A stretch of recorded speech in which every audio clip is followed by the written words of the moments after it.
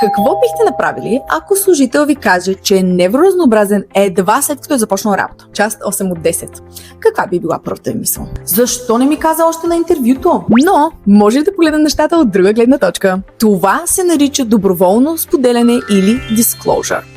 Всеки сам избира дали, кога и как да сподели информация за собственото състояние или специфични медицински нужди.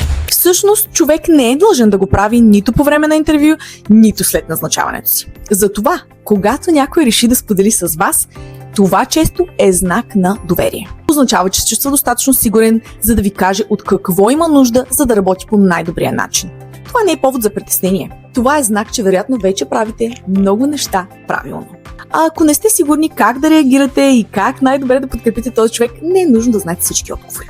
Потърсете специалист, който да ви помогне да изградите още по-инклюзивна и подкрепяща работна среда съзнателно. Не е най-важното да знаете всичко, а да бъдете готови да чуете човека срещу вас и да потърсите правилната подкрепа.